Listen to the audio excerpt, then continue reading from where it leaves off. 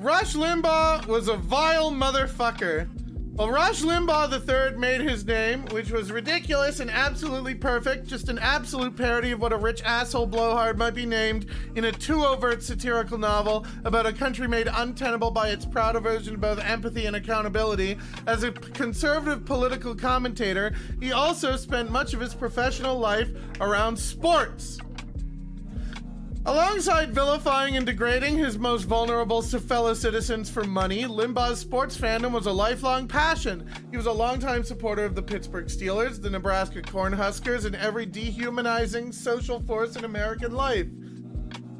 After struggling early in his radio career under the name Bachelor Jeff Christie, Limbaugh returned home to Missouri and took a sales job with the Kansas City Royals in 1979, eventually rising to the role of Director of Group Sales and Special Events as the Royals became a perennial power in the American League. A long career in slavish service to power and pretend royalty followed, broadcasting under his ridiculous, like the name of a dim-witted plantation owner who was repeatedly swindled out of his pants in a lesser Mark Twain short story, real name for the first time at Kansas City's KMBZ. His name would in time become synonymous with conservative media and Republican politics, which is the sort of thing that would look like a compliment to someone unfamiliar with either of those things. By the time ESPN brought Limbaugh in as a studio commentator in 2003, he was arguably a bigger cultural presence than the NFL itself and the voice of a fan community, loathsome white men with money living in gaudy suburban homes that the league desperately wanted to reach and retain, which is again one of those things that looks impressive just as a collection of words, but is depressing pretty much however you look at it.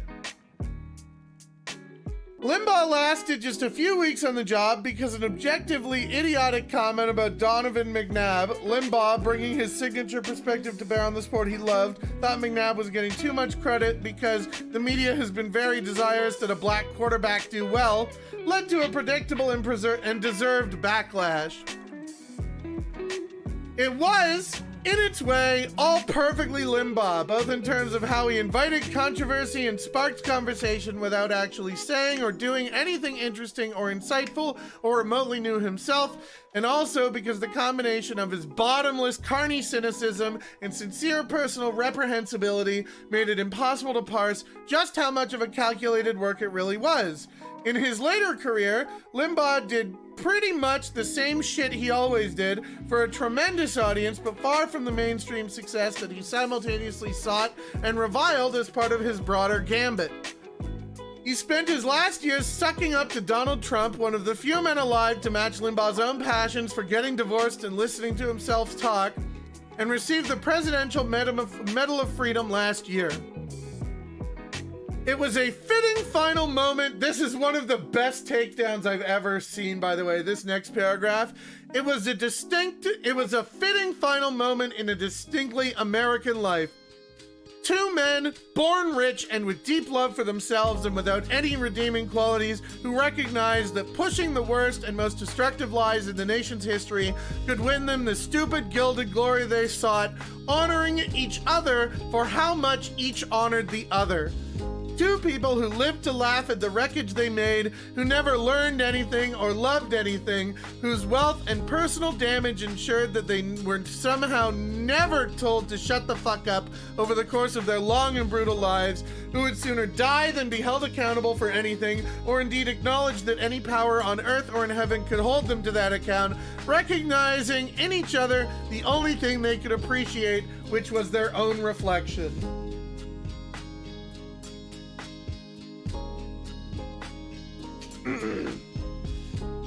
Counterpoint. I agree. He was a piss man, and the world is better for his death. Rush Limbaugh worked for pretty much every day of his adult life to make the world worse. Not different, just worse. Just meaner and dumber in precisely every way it was already mean and dumb. He did not have some well-intentioned vision of a better world that just differed from yours or mine. He had no real politics, and in the particular and for everyone else intensely political way that a certain class of white man can aggressively have no real politics to speak of. And he certainly had no moral or ethical base that is worth you thinking about or taking seriously. It was inchoate and stupid and unexamined spite transubstantiated into pork. Maybe he authentically hated people who were different from him. Maybe he hated the idea that those people might want their circumstances improved, and that someday regarding them as human might become a baseline norm of American life. He certainly portrayed himself that way. So what? That is the absolute most you can grant him by way of thoughts or ideas that may have remained with him, even when there was not a microphone or camera in his face. More centrally, more to the point and the bottomlessly bleak meaning of him, he discovered that he could get rewarded by the people he did regard as human for lashing out as viciously and with as much sneering, undisguised dishonesty as he could muster at those he did not regard as human, and he did that for as long as anybody knew his name. Now he's dead, not one moment too soon and many decades too late.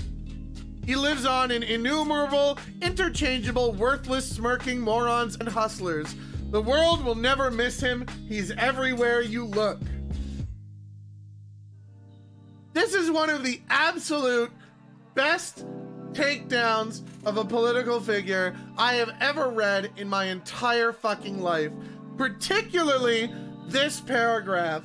This paragraph is art. This paragraph should be on display at the Louvre.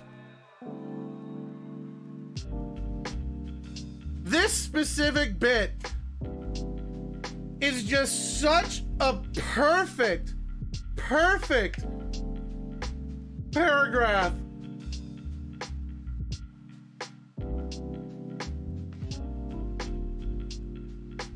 Like, goddamn.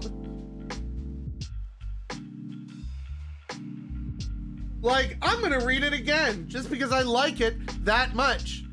Limbaugh's Presidential Medal of Freedom was a fitting final moment in a distinctly American life.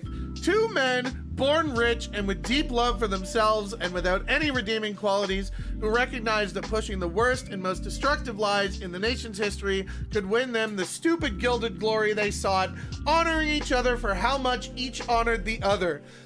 Two people who lived to laugh at the wreckage they made, who never learned anything or loved anything, whose wealth and personal damage ensured that they were somehow never told to shut the fuck up over the course of their long and brutal lives, who would sooner die than be held accountable for anything or indeed acknowledge that any power on earth or in heaven could hold them to that account, recognizing in the other the only thing they could appreciate, which was their own reflection. That paragraph is art.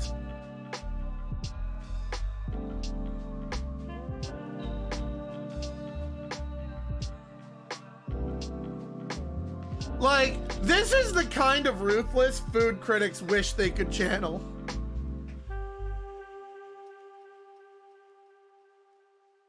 It is absolutely and completely savage and wholly deserved. But it's also one of the only point-counterpoint articles I've read where the point and the counterpoint just both agree with each other.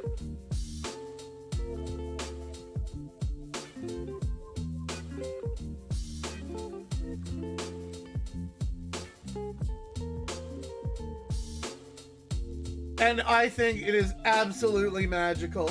Absolute magic. I don't think it'll ever get better than that. That is the best takedown I've ever seen of a political figure.